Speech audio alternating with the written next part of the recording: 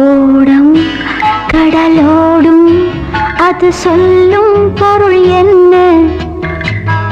அலைகள் கரையேறும் அது தேடும் துணை என்ன?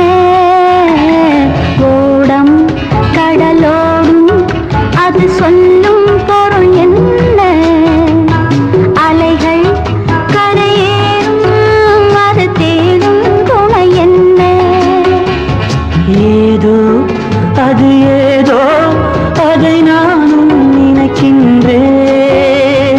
ஏதோ அது ஏதோ அதை நானும் நினைக்கின்றேன். ஏனோ அது ஏனோ அதை நானும் ரசிக்கின்றேன். ஏதோ அது ஏதோ அதை நானும்